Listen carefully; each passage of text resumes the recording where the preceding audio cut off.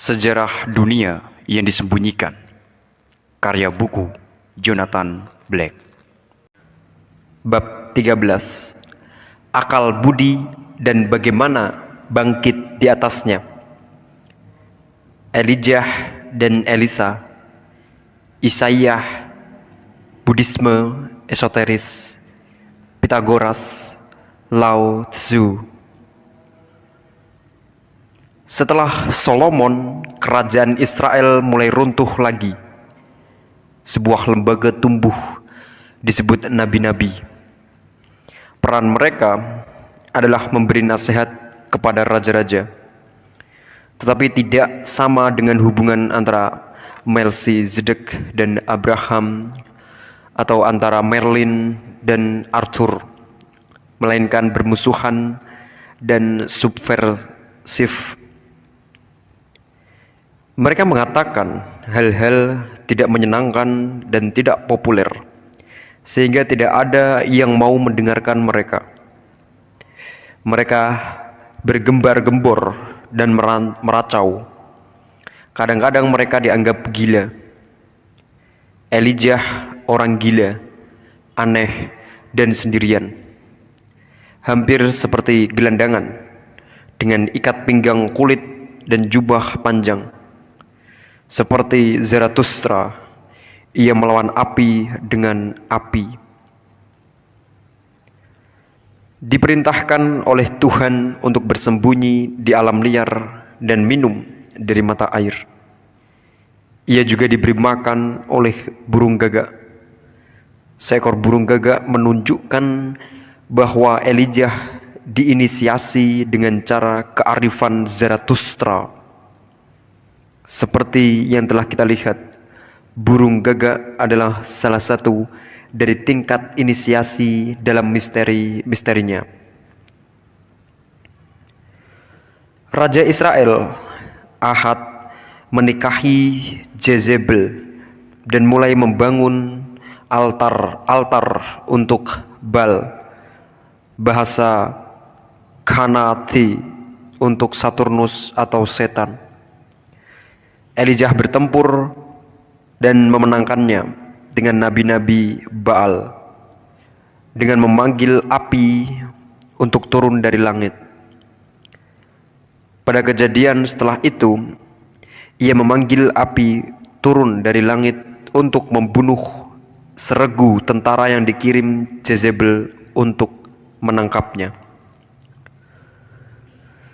Elijah adalah laki-laki yang kuat dan perkasa, seorang nabi yang hidup paling dekat dengan batas kegilaan. Ada kisah-kisah tentang bukti karismanya yang mencengangkan, berulang-ulang kepandaiannya meramal, kemampuannya untuk mengubah sumur beracun menjadi sehat, membuat besi mengapung, menyembuhkan orang sakit lepra. Ada kisah aneh tentang ketika ia menghidupkan kembali seorang anak laki-laki muda dengan berbaring di atasnya dan memasukkan rohnya kepada anak itu. Ketika ia harus melarikan diri ke alam bebas lagi, ia melarikan diri demi hidupnya dan menuju ke Tuhan. Ia berdiri di atas gunung di tengah badai hebat. Kita mungkin membayangkan ia melawan badai, sebuah gabungan dari ler dan si bodoh. Akhirnya ia roboh, letih, dan tertidur di bawah pohon juniper dan bermimpi tentang seorang malaikat. Kemudian, ketika masih gelap, ia berangkat mendaki gunung Horeb untuk mencari Tuhan. Seperti yang dikatakan malaikat itu bahwa ia harus mencari Tuhan.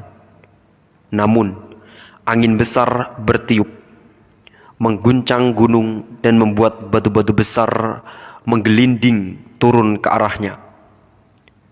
Elijah tahu bahwa Tuhan tidak ada di dalam angin itu. Ia pun berhasil menyelamatkan diri ke dalam sebuah gua. Tiba-tiba kilatan petir menyambar tanah tepat di depan gua. mengakibatkan kebakaran besar, menderu, membakar vegetasi di luar sehingga ia terjebak di dalamnya. Ia juga tahu Tuhan tidak ada di dalam api ini. Setelah beberapa saat badai dan kebakaran reda, dan ketika pagi menjelang, semuanya tenang. Bintang pagi terbit, dan ketika itulah dalam udara pagi yang lembut, Elijah mendengar suara Tuhan yang lembut dan tenang. Ia hanya seorang yang periang, bahkan memalukan, tetapi ia seorang nabi dari sebuah kebatinan baru. Ini adalah perkembangan dari suara yang didengar Musa dari dalam semak yang terbakar, tetapi lebih lirih, nyaris dari bawah sadar. Ketika seseorang pernah satu kali mendapatkan perasaan ilahiyah yang luar biasa, sekarang mereka akan menyimaknya dengan sangat seksama untuk melatih disiplin mental dan perhatian langsung supaya bisa membedakannya. Akan tetapi, untuk memahami makna sejati dari misi Elijah, penting untuk mengerti kematiannya, dan untuk mengetahuinya, pertama-tama kita akan kembali ke India. Ada kesaksian-kesaksian tentang pakar-pakar yang mampu menghilang sesuai dengan keinginannya. Dalam sebuah autobiografi para Mahansa Yogananda yang mengagumkan, Autobiography of a Yogi, yang diterbitkan kali pertama pada 1946, ia menjelaskan bagaimana ketika ia harus bertemu dengan guru spiritualnya, Sri Yukteswar, di stasiun kereta api setempat, tetapi menerima pesan telepatis untuk tidak pergi ke sana. Gurunya membatalkan. Muridnya menunggu di sebuah hotel. Tiba-tiba, sebuah jendela yang menghadap ke jalan menjadi berkilau karena cahaya matahari. Lalu, gurunya mewujud di hadapannya. Gurunya menjelaskan bahwa ia bukan penampakan, melainkan daging dan darah, dan bahwa ia telah secara ilahiyah diperintahkan untuk memberi pengalaman ini kepada muridnya. Para Mahansa Yogananda menyentuh sandal biasanya yang berbuat dari kain kanvas, jingga, dan digulung dengan tali. Ia juga merasakan kain jubahnya yang berwarna kuning tua ketika bergesekan dengannya. Elijah mengembangkan bakat ini ke tingkat berikutnya. Ia belajar bagaimana ekskarnasi dan inkarnasi seperti yang dikehendakinya. Kau tidak bisa mengambilnya, kata pepatah populer. Tetapi menurut doktrin rahasia, kau bisa. Seorang inisiat hebat pada abad 20, G.I. Gurdjieff, berkata bahwa sejatinya apa yang diperlukan untuk menjadi master untuk diri sendiri dalam kehidupan ini adalah apa yang diperlukan untuk selamat sebagai seorang makhluk sadar dalam hidup setelah mati. Inisiasi setidaknya banyak bersangkutan dengan kehidupan setelah kematian, seperti juga pada kehidupan. Pada buku ke-7 The Republic, Plato berkata, mereka yang tidak mampu dalam kehidupannya sekarang ini untuk mengerti gagasan kebaikan akan turun ke Hades setelah kematiannya dan tertidur dalam rumah tinggal yang gelap. Pada akhir hidupnya, Elijah diangkat ke surga dengan sebuah kereta yang berapi menyala-nyala, sangat mirip dengan Henokh dan Nuh sebelum dirinya. Tidak mati dengan cara biasa, ia bergabung dengan kelompok guru yang naik, yang untuk sebagian orang tidak bisa melihatnya, tetapi kembali ke bumi ketika ada kesempatan atau krisis besar. Dalam pikiran kabalistis, kereta yang digunakan Elijah naik merupakan satu aspek dari sebuah entitas misterius disebut Merkabah. Inisiat besar bekerja pada tubuh nabati sehingga tidak larut setelah kematian, memungkinkan roh yang naik untuk menjaga aspek kesadaran yang hanya biasanya mungkin selama kehidupan di bumi. Para inisiat mengetahui tentang teknik rahasia, yaitu kekuatan-kekuatan lembut yang mungkin mengkristal dengan cara tertentu sehingga mereka tidak bercerai-berai setelah kematian. Nanti kita akan melihat pemikir-pemikir Kristen akan menyebut kereta itu sebagai tubuh yang terlahir kembali. Ketika Elijah naik, jubahnya terlepas darinya, lalu diambil oleh Elisa yang telah dipilih Elijah sebagai penggantinya. Dengan misterius proses penganugerahan mental memberikan Elisa sebuah kenaikan jumlah dari kekuatan Elijah. Kita akan kembali untuk melihat cara hal ini terjadi ketika kita mempertimbangkan kehidupan dan karya Shakespeare. Pergantian Elijah oleh Elisa tidak berlangsung tanpa ambiguitas. Begitu Elijah tampak seolah ia ingin menolak Elisa, ia bergegas, dan ketika Elisa menyusulnya, Elijah berkata, "Kembali. Apa yang telah kulakukan kepadamu?" Apakah ia melihat sesuatu dalam Elisa yang membuatnya tidak yakin? Setelah itu Elisa diejek karena botak oleh sekelompok besar anak laki-laki. Lalu ia menggunakan kekuatannya untuk memanggil 2 ekor beruang besar dari hutan untuk menyerang dan membunuh mereka semua.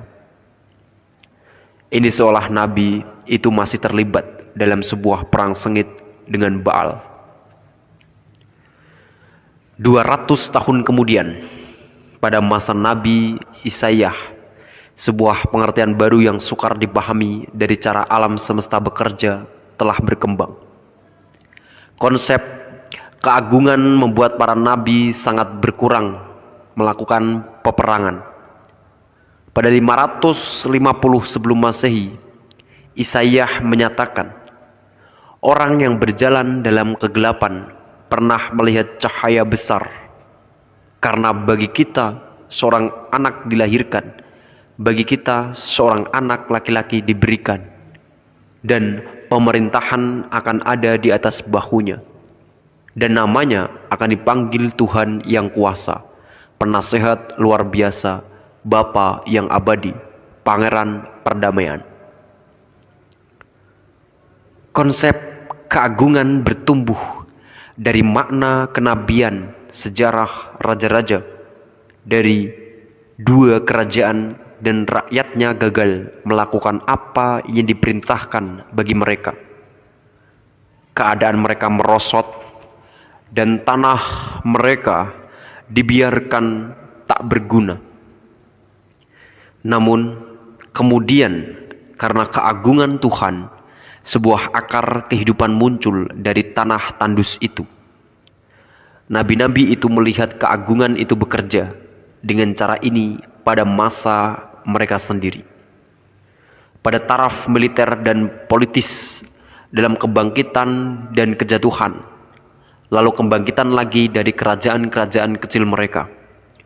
Mereka juga meramalkan pengulangannya dalam siklus kosmis yang lebih besar dalam sejarah. Untuk pengikut Baal sebaliknya, kehidupan adalah tentang mempergunakan kekuasaan. Mereka percaya bahwa jika mereka melakukan praktik agama yang benar, memberikan korban dan melakukan upacara-upacara magik, mereka bisa memaksa dewa-dewa mereka melakukan penawaran. Isaiah menolak pandangan ini. Ia mengatakan kepada rakyatnya bahwa Yahweh telah memperlihatkan mereka keagungannya dengan memilih mereka, dengan memberi mereka kekuatan untuk patuh, dengan membersihkan mereka dari dosa-dosa, dengan menyelamatkan mereka ketika berkeras kepala dan membangkang, dan dengan berjanji untuk mengembalikan mereka ke kemegahan yang dulu walau mereka tidak layak mendapatkannya. Cinta Yahweh yang agung tidak bisa dituntut, dibeli, atau didapatkan katanya. Itu adalah cinta yang diberikan dengan benar-benar bebas. Begitu cinta ilahiyah ini dimengerti, maka hanya masalah waktu sebelum pengertian ini terbuka dalam sebuah dimensi baru dalam cinta seorang manusia kepada yang lainnya. Isaiah memiliki firasat baik sejarah maupun keberuntungan masa depan Israel akan datang batang keempat dari tangkai Jese. Ia juga mempunyai visi besar tentang akhir sejarah yang akan kita bahas kembali kelak. Serigala dan domba akan makan bersama-sama dan leopard akan berbaring bersama dengan anak itu. Tradisi Nabi akan berakhir kira-kira pada 450 sebelum Masehi, ketika seorang kabalis, Robbi Hayyim Vital, menulis pada akhir abad ke-16 setelah Hagai, Zechariah, dan Malasi, nabi-nabi yang hanya bisa melihat ke dalam tingkat-tingkat terendah dari surga dan kemudian hanya dalam cara yang terselubung. Kata-kata terakhir dalam perjanjian lama adalah kata-kata yang berdering dari Malasi yang meramalkan kehadiran kembali Elijah, dan hari ini masih tetap diharapkan pada setiap tahun pada perayaan Paskah kaum Yahudi, ketika sebuah tempat disediakan untuknya pada acara makan malam dengan sebuah piala anggur dan membiarkan pintu terbuka. Akan tetapi pada bagian lain dunia, inisiasi lainnya terbuka untuk dimensi-dimensi baru dalam keadaan manusia. Sebuah roh agung pencerahan menyelinap di pikiran-pikiran yang berbeda dan beberapa budaya yang berbeda pada waktu yang bersamaan. Pangeran Siddhartha dilahirkan pada masa dan tempat yang dikhususkan oleh pernyataan-pernyataan peperangan kecil di Lumbini, sekarang Nepal. Hingga usia 29 ia hidup bergelimang kemewahan. Setiap kebutuhannya terpenuhi sebelum ia memintanya, dan apapun yang dipandangnya adalah sesuatu yang menggembirakan. Maka pada suatu hari ia meninggalkan istana raja dan melihat sesuatu yang tidak boleh dilihatnya, seorang laki-laki tua. Ia ketakutan, tetapi ia terus melihatnya dan mengetahui betapa rakyatnya sakit dan mati. Ia memutuskan untuk meninggalkan istana, juga istri dan anaknya, untuk mencoba mengerti penderitaan. Hidup di antara petapa selama 7 tahun. Ia gagal menemukan apa yang dicarinya dalam Yoga Sutra dari Patanjali dan ajaran-ajaran dari keturunan Rishis. Kemudian akhirnya ketika berusia 35 tahun, ia pergi dan duduk di bawah pohon Bodhi di tepi sungai Naranjara, berniat keras untuk tidak bergerak hingga ia mengerti. Setelah 3 hari dan 3 malam, ia sadar bahwa kehidupan adalah penderitaan yang disebabkan karena hasrat akan hal-hal duniawi, tetapi bahwa Anda juga bisa mencapai kebebasan dari segala hasrat itu. Memang Anda bisa mencapai kebebasan itu, dan daya tarik-menarik seperti itu untuk roh dunia, bahwa Anda tidak perlu berinkarnasi lagi, dan Anda akan bisa menjadi seperti Siddhartha, seorang Buddha. Jalan untuk mengerti atau tercerahkan disebut oleh orang-orang Buddha jalan 8 lapis yang melibatkan pandangan yang benar, niat yang benar, bicara yang benar, tindakan yang benar, kehidupan yang benar, usaha yang benar, perenungan yang benar, pikiran yang benar. 8 jalan mungkin tampak sebagai moralitas tinggi, berjiwa besar, yang tidak mungkin bagi sensibilitas barat modern.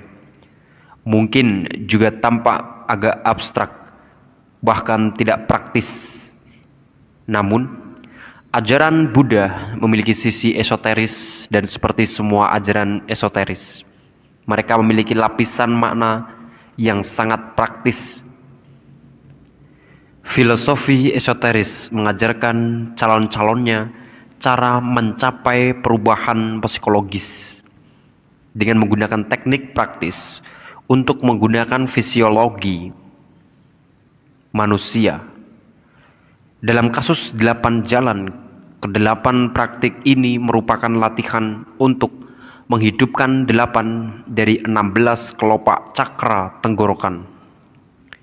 Ini mewakili sebuah perubahan bersejarah dalam praktik inisiasi. Dalam ritual inisiasi yang dilakukan di piramida besar, misalnya, calon dimasukkan ke dalam parit yang dalam dan mati. Kemudian sebuah lingkaran 5, calon-calon itu membangkitkan tubuh nabatinya dari tubuh fisiknya. Mereka telah melakukannya, membuatnya, membujuknya menjadi bentuk yang mampu melihat dunia yang lebih tinggi, sehingga ketika tubuh nabati tenggelam, terlahir dengan memiliki kehidupan baru yang lebih tinggi. Intinya adalah bahwa calon dari Mesir itu telah tidak sadar selama proses ini, dengan cara hidup baru yang lebih bermoral, berdasarkan kasih sayang kepada seluruh makhluk hidup. Karena manusia berkembang bertambah secara bebas dari alam rohani, ada bahaya kekuatan pribadi akan melampaui hasratnya dalam melakukan hal yang benar dan menggunakannya secara bijaksana. Ada sebuah bahaya bahwa pikiran jahat akan mendapatkan kekuatan-kekuatan supernatural yang diterima oleh calon-calon itu.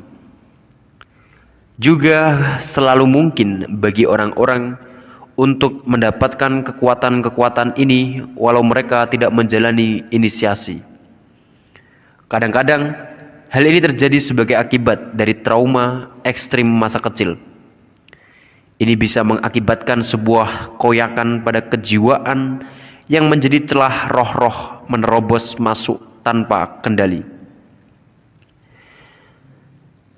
Beberapa cenayang modern telah mengalami trauma besar pada masa kanak-kanaknya.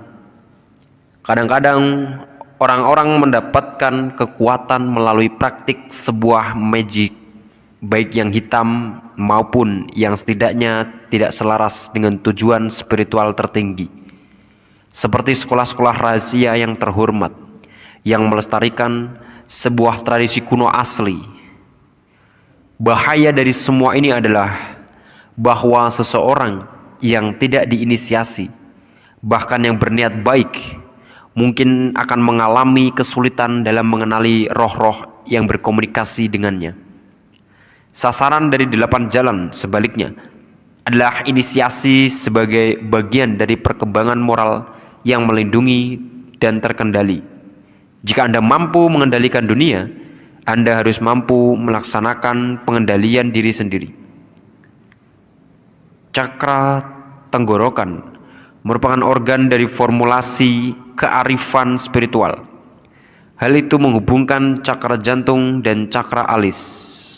Dalam fisiologi dari seorang calon, arus sungai cinta ke atas dari cakra jantung melalui cakra tenggorokan untuk menyinari cakra alis.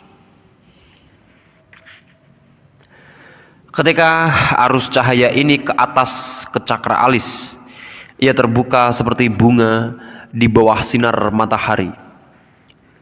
Ketika semua mungkin mendengar gema atau peringatan tentang hal ini dalam kehidupan sehari-hari. Jika menatap seseorang dengan mata cinta, kita melihat kebaikan terlihat oleh yang lainnya.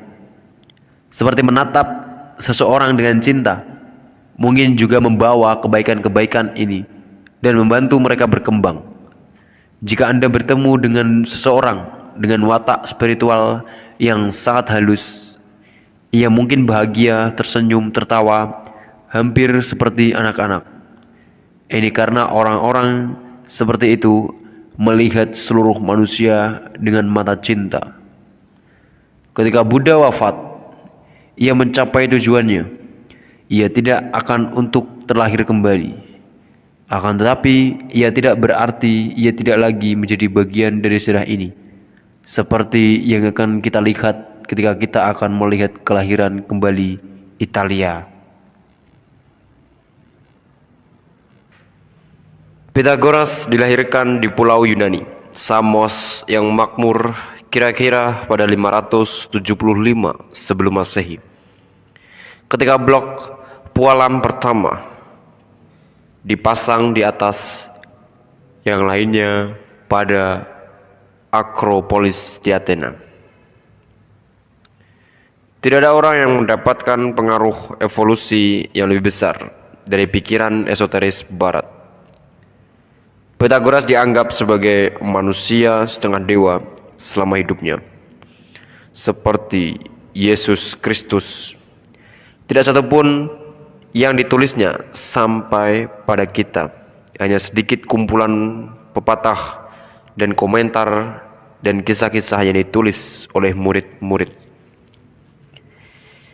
Dikatakan bahwa kemampuan berada pada dua tempat sekaligus, bahwa elang putih telah membiarkannya membelai dirinya, bahwa ia pernah berkata kepada dewa sungai dan terdengar suara menjawabnya dari air itu, "Salam untukmu, Pythagoras." Juga dikatakan bahwa ia pernah berkata kepada nelayan-nelayan yang tidak menghasilkan banyak ikan untuk menebarkan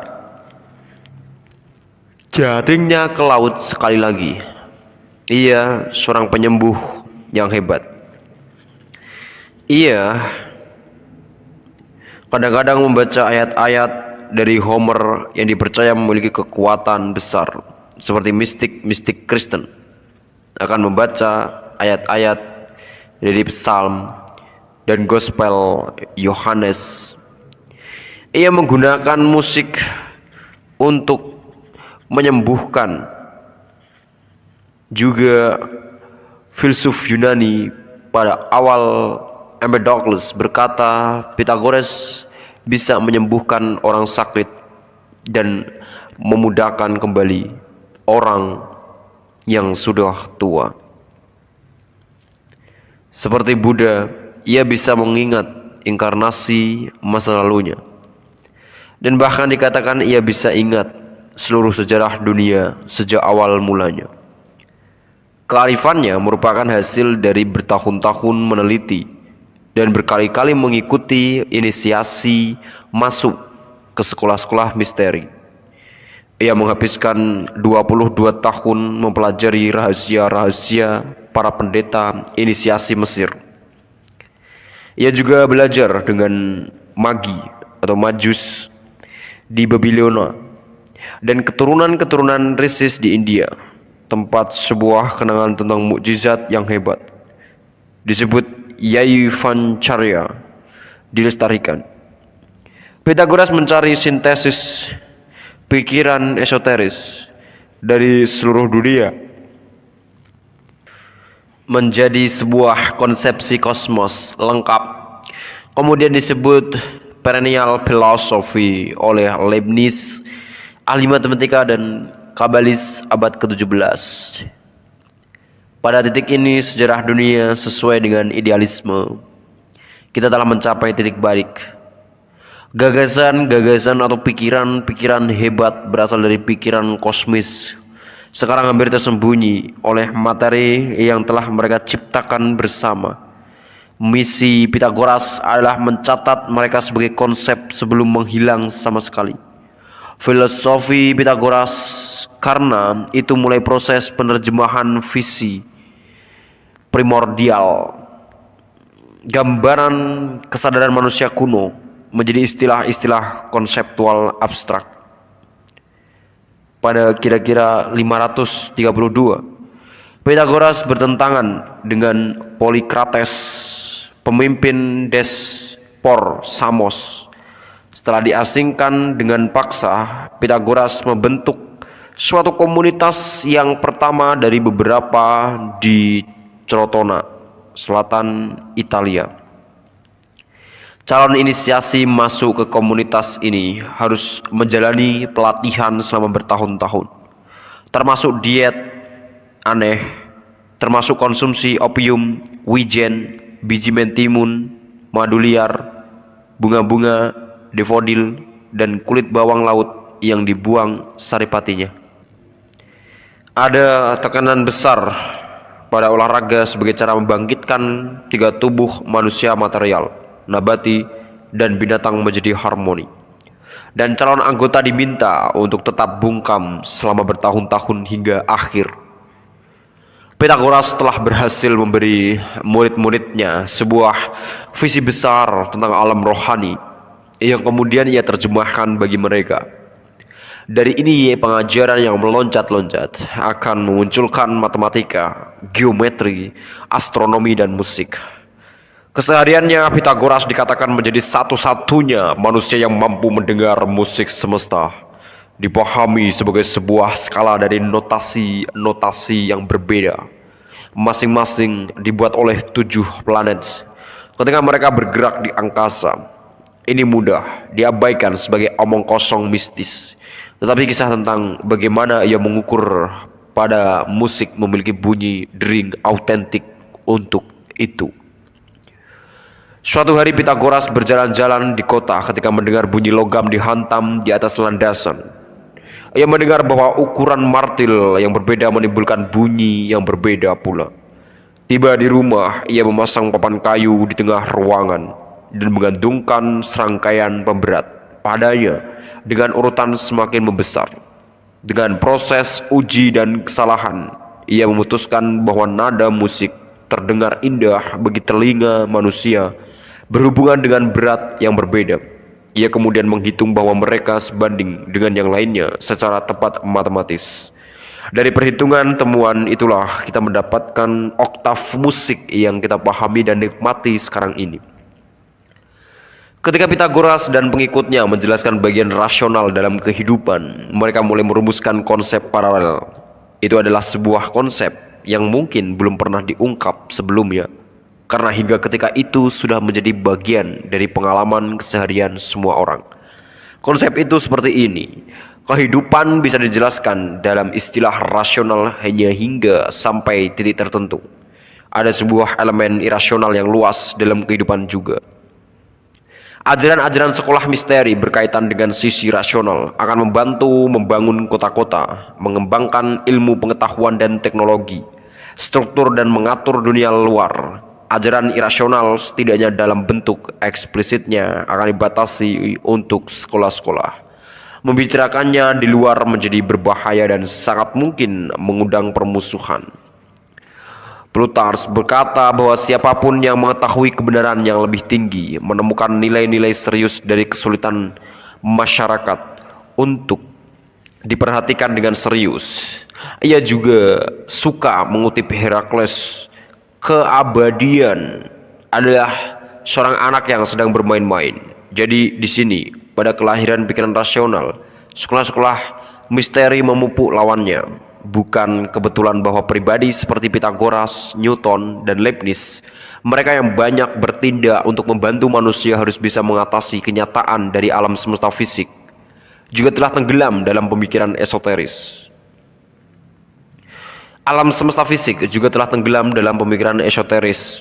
Ini karena pemikiran esoteris benar adanya, seperti orang-orang berpikiran besar ini melihat. Jika Anda melihat kehidupan ini secara subjektif sebagai hal yang mungkin, bukannya secara objektif, seperti Anda harus lakukan dalam ilmu pengetahuan, beberapa pola yang sangat berbeda akan muncul.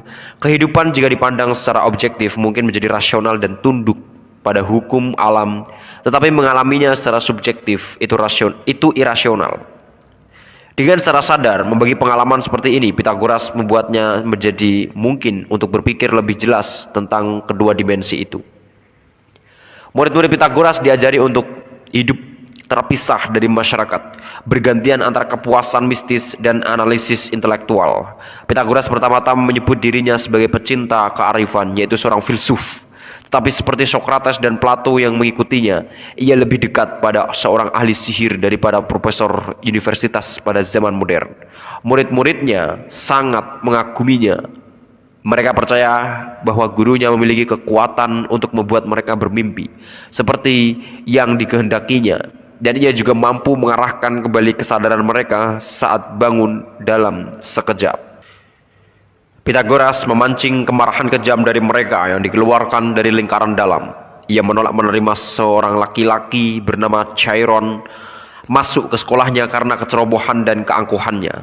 Chiron menimbulkan sebuah hura-hura menentang Pythagoras. Mereka mendobrak masuk ke gedung tempat Pythagoras dan para pengikutnya sedang berkumpul dan membakarnya. Semua yang ada di dalamnya tewas. Dalam masa Pythagoras ada dua filsuf lain di sisi lain dunia, Heraklitus di Yunani dan Lao Tzu di Cina, sekilas muncul di permukaan sejarah, mencoba menjelaskan dimensi irasional kehidupan secara rasional. Kita tidak bisa berada di dalam satu sungai dua kali, kata Heraklitus. Ada sebuah kisah. Suatu hari Konfusius mengunjungi Lao Tzu dan minta untuk diinisiasi. Lao Tzu mengusirnya sambil mengejeknya karena tata keramanya yang menjilat dan ambisi yang kotor. Mungkin ini diragukan, tetapi ini menunjukkan sebuah kebenaran penting, yaitu bahwa Konfusianisme dan Taoisme mewakili pemikiran eksoteris dan esoteris di Cina.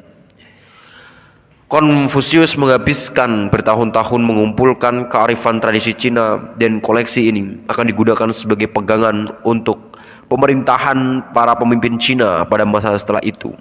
Pepatah Konfusius sangat masuk akal. 1000 mil perjalanan dimulai dengan satu langkah. Hargai tugas lebih tinggi daripada hadiahnya. Jika Anda tidak mencapai sasaran, atur lagi sasaran Anda, dan sebagainya. Kita bisa membandingkan Konfusius dengan Rudyard Kipling. Keduanya adalah pelayan kerajaan. Jika materialisme ilmiah menjelaskan segala yang ada dalam kehidupan, puisi Kipling If akan menjadi kata terakhir pada perilaku hidup, dan filosofi esoteris tidak bisa mengajari kita apa-apa. Jika kau bisa memaksa hatimu dan sarafmu dan uratmu untuk melayani, giliranmu telah mereka lama pergi. Maka bertahanlah ketika tidak apa-apa lagi padamu, kecuali kehendak yang berkata kepada mereka, bertahanlah. Jika kau tidak mengisi menit yang tak kenal ampun dengan lari yang bisa ditempuh dalam 60 detik milikmu adalah bumi yang segala isinya dan ada lagi, kau akan menjadi seorang laki-laki, putraku. Masalahnya adalah bahwa walau ada banyak waktu, ketika hal terbaik adalah mencoba dengan segala kekuatan kita dan tidak untuk menyerah, ada kesempatan lain seperti Orpheus telah menemukan akibatnya ketika ia dengan bijaksana menyerah dan mengikuti arus. Kadang-kadang ketika Anda mendapatkan apa yang Anda kehendaki, Anda masih ingin mendorong lebih jauh lagi. Kadang-kadang satu-satunya jalan untuk mempertahankan sesuatu adalah dengan membiarkan pergi. Seperti yang dikatakan Lao Tzu, karena yang terbangun mundur sendiri, ia melangkah maju. Karena ia menyerah, ia mendapatkan. Karena ia tidak mementingkan diri sendiri, ia tercukupi sendiri. Ketenangan adalah raja keresahan.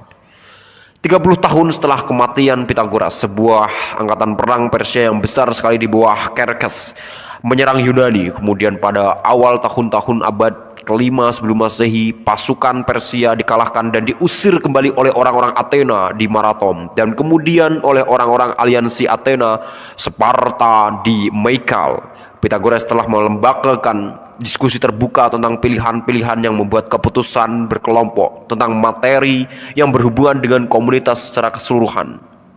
Apa yang sekarang disebut politik? Dari sini dan dalam ruang yang diciptakan oleh orang-orang aliansi Athena Sparta akan muncul karakter unik dari negara-negara kota Yunani dari Athena.